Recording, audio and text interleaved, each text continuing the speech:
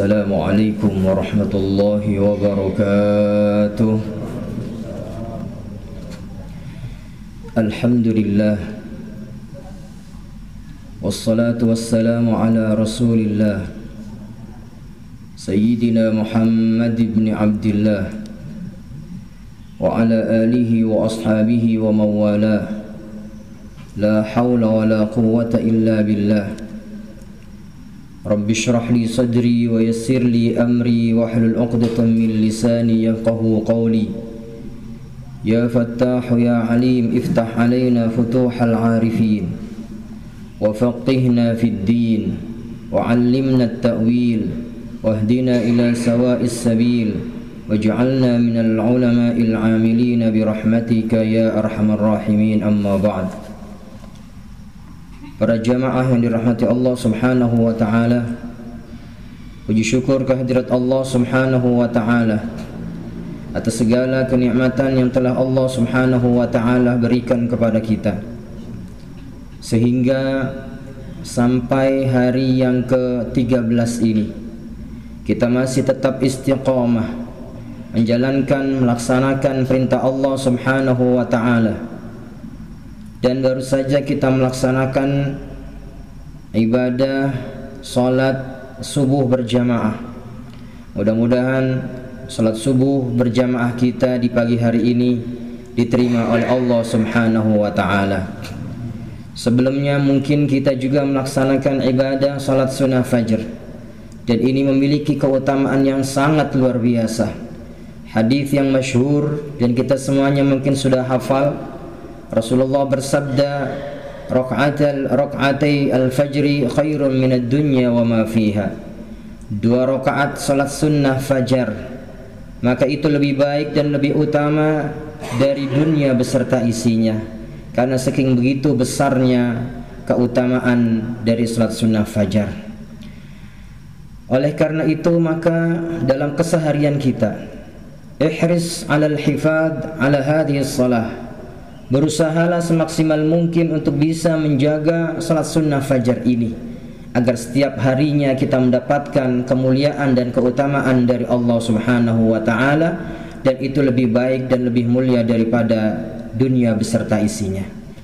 Lebih daripada itu, dalam hal melaksanakan ibadah salat sunnah fajar, disunnahkan ketika kita di rakaat pertama setelah Al-Fatihah untuk membaca surat Al-Kafirun, kemudian di rakaat kedua membaca surat Al-Ikhlas. Kemudian ada lagi periwayatan yang mengatakan bahwa disunnahkan ketika kita salat sunnah fajar di rakaat pertama untuk membaca surat Al-Insyirah, Alam nashrah laka sadrak. Kemudian di rakaat kedua membaca surat Alam tara kaifa fa'ala rabbuka bi ashabil fil atau surat Al-Fil. Ada beberapa keutamaan yang disampaikan oleh para ulama. Salah satunya adalah Syekh Muhammad Nawawi Al-Bantani dalam syarah Bidayatul Hidayah. Beliau menyampaikan salah satu di antara keutamaan membaca surat Al-Insyirah dan Al-Fil saat kita melaksanakan ibadah salat sunnah fajar. Salah satu keutamaannya adalah bahwa Allah subhanahu wa ta'ala akan menjaga dia di hari itu dari sesuatu yang dia tidak sukai. Jadi selama hari itu, sehari itu, Allah subhanahu wa ta'ala akan menjaga orang yang melaksanakan ibadah salat sunnah fajar dengan membaca surat Al-Insyirah dan Al-Fil dari hal-hal yang tidak dia sukai, terutama dari orang-orang yang tidak menyukai dia. Oleh karena itu, mari kita jaga. Kemudian kami mendapatkan satu wasiat dari guru kami, Sayyidi Al-Walid Al-Habib Al-Salim bin Abdullah bin Umar Asy-Syatiri. Beliau menyampaikan, man hafidha ala alam amina minal alam. Barang siapa yang ketika salat sunnah fajar dia membaca Alam Nashrah dan Alam Tara, maka niscaya Allah akan menjaga dia dari alam. Alam yang ketiga ini adalah alam yang berarti sakit. Jadi mudah-mudahan ini sebagai ikhtiar, mudah-mudahan dengan kita menjaga salat sunnah fajar dengan membaca surat Al-Insyirah dan Al-Fil, maka Allah subhanahu wa ta'ala menjaga kita dari berbagai macam penyakit. Amin ya rabbal alamin. Para jamaah yang dirahmati Allah Subhanahu wa taala, tentunya perjalanan kita selama 12 hari dan hari ini adalah ke-13 kita melaksanakan ibadah Shaum Ramadan. Telah banyak sekali kemajuan, banyak sekali prestasi yang telah kita raih, yang tentunya ini perlu kita syukuri bersama.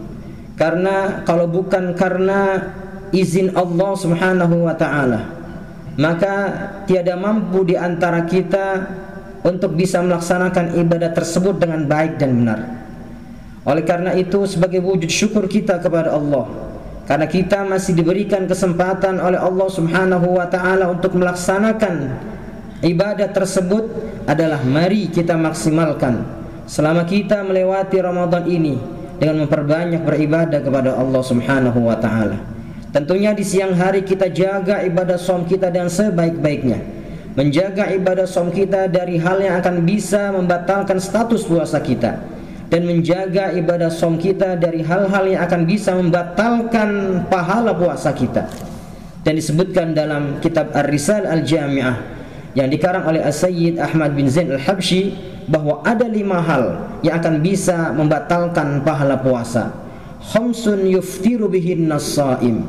Ada 5 hal yang akan bisa membatalkan pahala puasa. Yang pertama, al-kidbu, berbohong. Tenggorokannya kering karena tidak minum, perutnya lapar karena tidak makan, tetapi lidahnya tidak bisa dia jaga untuk tidak berbohong. Maka jika dia melakukan hal tersebut, walaupun perutnya begitu panas menahan lapar dan tenggorokannya begitu kering menahan dahaga, kalau tidak bisa menjaga lidahnya dari bohong, maka sungguh puasa atau ibadah shaum yang seperti ini tidak dibutuhkan oleh Allah Subhanahu wa taala. Kemudian yang kedua, al-ghibah, akan bisa membatalkan pahala puasa kita. Ngakunya berpuasa tetapi membicarakan orang lain.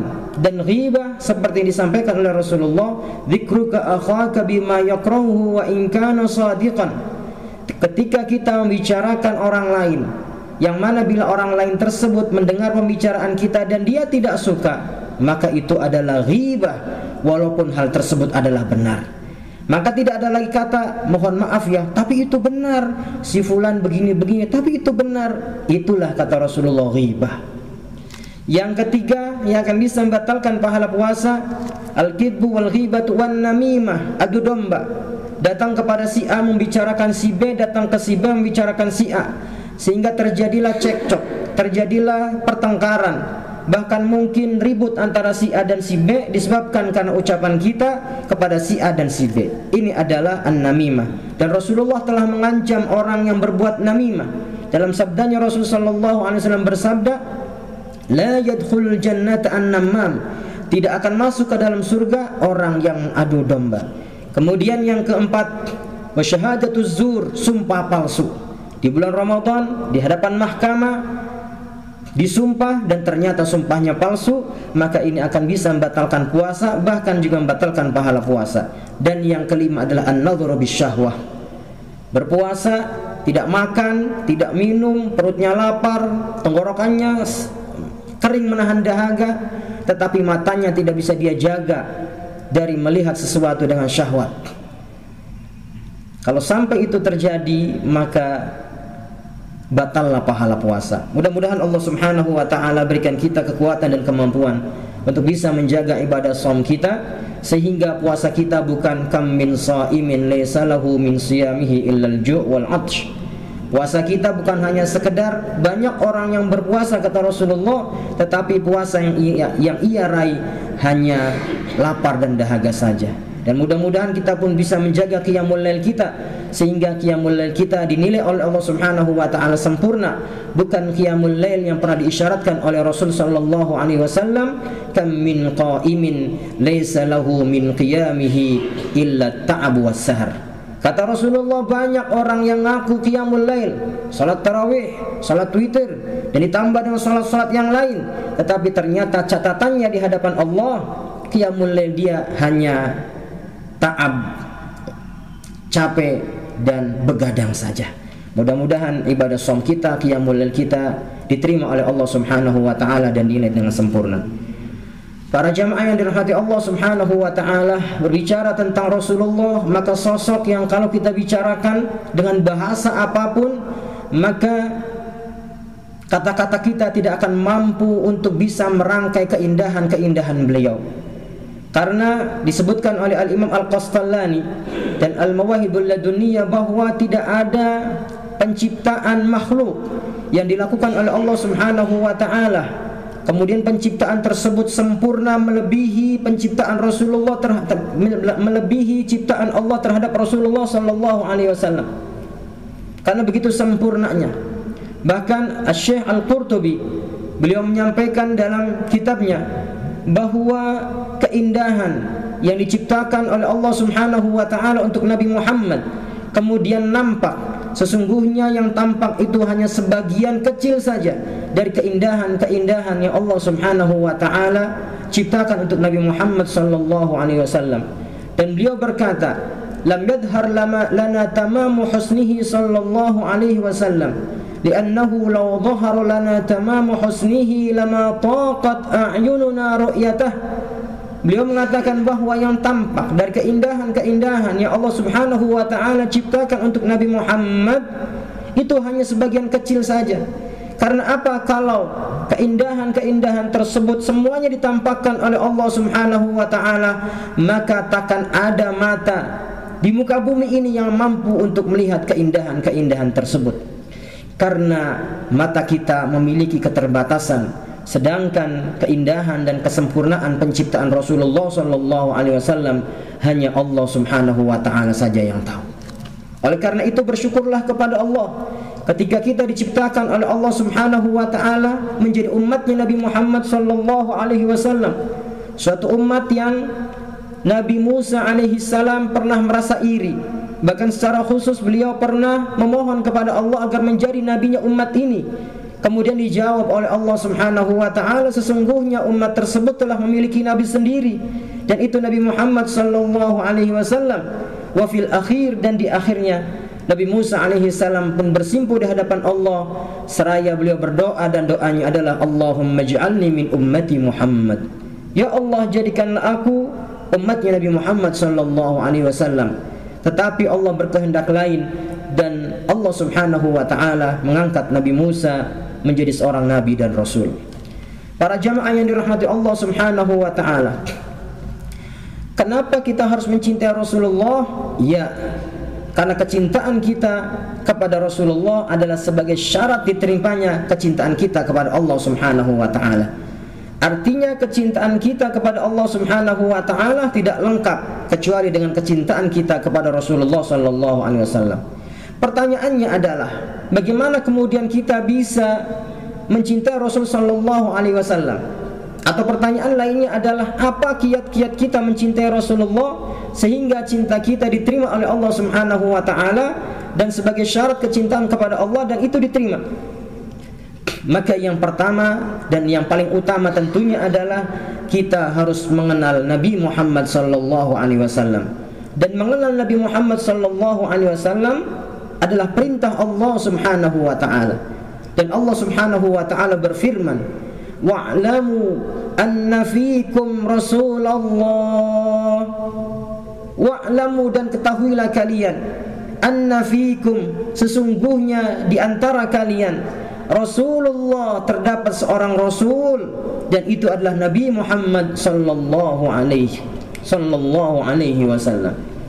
Maka sekali lagi perintah mengenal Rasul sallallahu alaihi wasallam adalah perintah Allah Subhanahu wa taala, dan perintah Allah artinya wajib.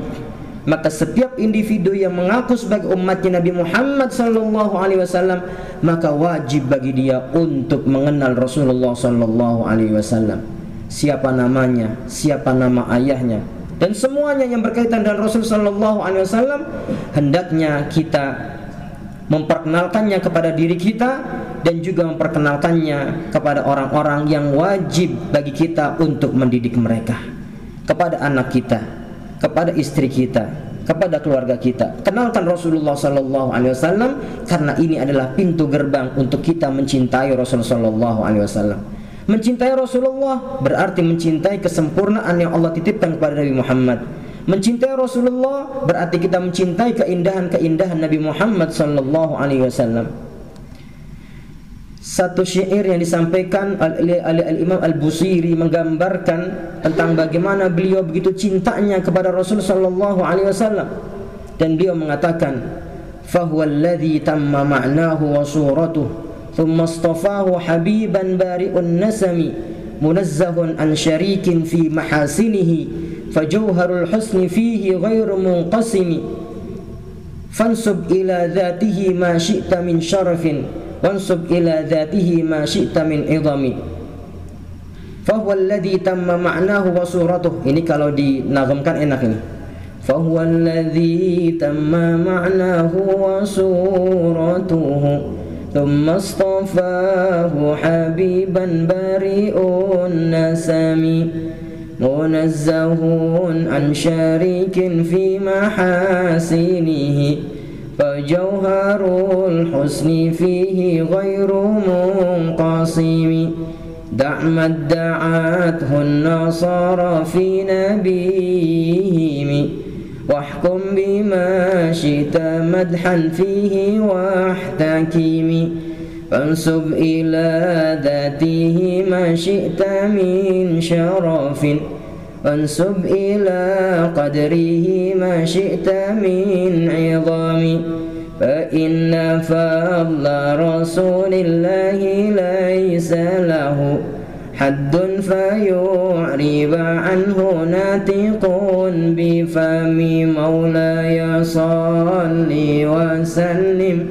daiman abada ala habibika khairi khalqi kullihim, ya rabbi bil mustafa balligh maqasidana, waghfir lana ma madha ya wasi'al karami. Beliau menggambarkan bagaimana sosok Rasulullah sallallahu alaihi wasallam yang begitu sempurna. Kemudian beliau juga menyampaikan, silahkan anda puji Rasul sallallahu alaihi wasallam, fansub ila dzatihi ma syi'ta min syarafin. Silakan nisbatkan kepada Rasul sallallahu alaihi wasallam segala bentuk kemuliaan dan segala macam bentuk pengagungan. Fa inna fadla Rasulillah, karena sesungguhnya keutamaan Rasulullah sallallahu alaihi wasallam laisa lahu haddun, tiada batasan. Fa yu'riba anhu natiqun bifami, sepandai apapun kita mampu untuk menyusun kata-kata indah untuk menggambarkan tentang keindahan Nabi Muhammad sallallahu alaihi wasallam, maka kata-kata tersebut telah habis, sedangkan keindahan dan kemuliaan Nabi Muhammad sallallahu alaihi wasallam masih banyak lagi yang belum kita ungkit. Saudara yang dirahmati Allah Subhanahu wa taala, ini yang pertama, mengenal Rasul sallallahu alaihi wasallam. Kemudian mengenal Rasulullah berarti mengenal perjuangan Rasulullah sallallahu alaihi wasallam untuk umat ini. Perjuangan Rasulullah kepada umat ini sangat luar biasa besar.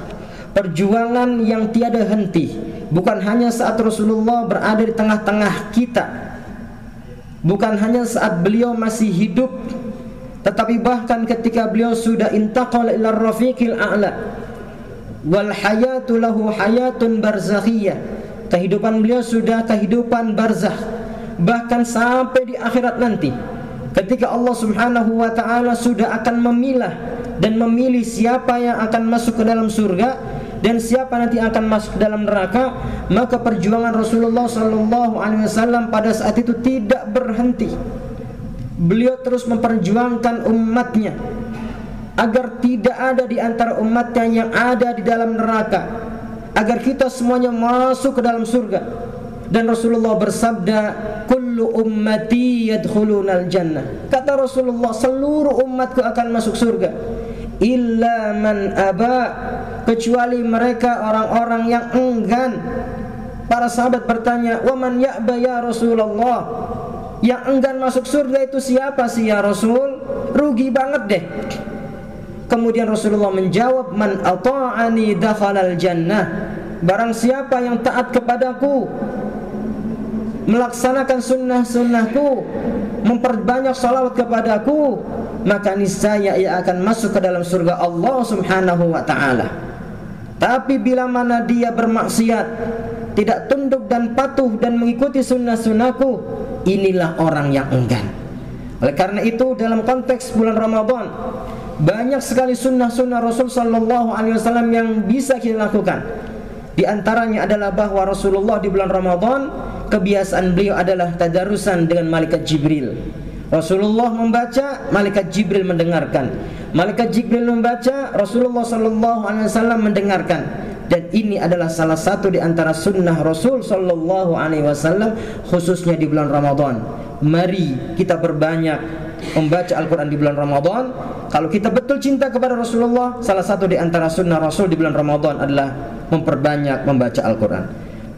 Kemudian Rasulullah sallallahu alaihi wasallam disebutkan adalah sosok yang sangat dermawan di bulan Ramadan. Wa kana ajwadu minal khairi wa kana ajwadu bil khairi minar rihil mursalah. Karena saking begitu Rasulullah dermawannya di bulan Ramadan, maka cepatnya beliau ketika membantu orang sekelilingnya melebihi cepatnya angin, khususnya di bulan Ramadan. Maka ayo yang memiliki kemampuan, ada rizki lebih dari Allah Subhanahu wa ta'ala, kita sisihkan, kemudian kita berikan kepada orang-orang yang membutuhkan, karena ini adalah sunnahnya Rasul sallallahu alaihi wasallam. Dan dalam satu hadis yang diriwayatkan oleh Al-Imam Ibnu Khuzaimah, oleh Al-Imam Al-Hakim dan juga Al-Imam Al-Baihaqi, yang datangnya dari sahabat Salman Al-Farisi radhiyallahu anhu, Rasulullah bersabda, "Man fattara sha'iman kana maghfiratan lidzunubihi wa itqa raqabatihi minan nar." Dalam konteks bulan Ramadan, salah satu di antara sunnah Rasul sallallahu alaihi wasallam, beliau bersabda, "Man fattara sha'iman," barang siapa yang menyisihkan sebagian harta bendanya untuk diberikan kepada orang yang berbuka, untuk diberikan kepada orang yang berbuka puasa, kana maghfiratan lidzunubihi, maka Allah Subhanahu wa ta'ala rela menggantinya dengan ampunannya. Kemudian para sahabat ada yang interupsi seraya mengatakan, qalu ya Rasulullah, laisa kulluna yajidu ma yufattiru bihi shaim. Kata sebagian sahabat, ya Rasulullah, semua kami ini atau kami semua ini bukan semuanya kami ini adalah orang yang mampu. Kok jadi belebet ini? Ya Rasulullah, laisa kulluna yajidu ma yufattiru bihi shaim. Bahwa ya Rasulullah, kami ini tidak semuanya orang yang mampu, sehingga kemudian kami mampu untuk menyisihkan sebagian harta benda kami untuk kami berikan kepada orang yang membutuhkan. Karena di antara kami ada yang fakir, ada yang miskin. Bahkan saking fakir dan miskinnya, ketika akan berbuka puasa mereka bingung, boro-boro menyisihkan untuk diri sendiri aja masih mencari-cari, masih bertanya, kira-kira kami akan berbuka dengan apa? Kemudian Rasulullah menjawab, yu'tillahu hadha thawaba man fattara sa'iman ala tamratin aw syarbati ma'in aw madhaqqati labanin. Kata Rasulullah, kamu punya apa? Kalau di rumahmu punya 5 biji korma, kemudian keluargamu ada 4, engkau berikan satu persatu keluargamu, kemudian tersisa 1, kemudian yang 1 ini kamu berikan kepada orang yang berbuka puasa, maka kata Rasulullah, Allah Subhanahu wa ta'ala rela mengganti 1 biji korma tersebut dengan ampunannya. Artinya adalah bahwa Ramadan syahrul maghfirah. Salah satu di antara nama Ramadan adalah syahrul maghfirah. Kenapa disebut dengan syahrul maghfirah? Litaysiri asbabil maghfirati fihi. Bahwa Ramadan itu, Pak, salah satu namanya adalah bulan ampunan. Kenapa disebut dengan bulan ampunan? Karena kata Al-Imam Abdullah bin Ali Al-Haddad, litaysiri asbabil maghfirati fihi. Karena begitu mudahnya Allah Subhanahu wa ta'ala untuk mengampuni hambanya di bulan Ramadan ini. Maka betul kata Rasul sallallahu alaihi wasallam, rahima anfu rajulin adraka Ramadan falam yughfarlah.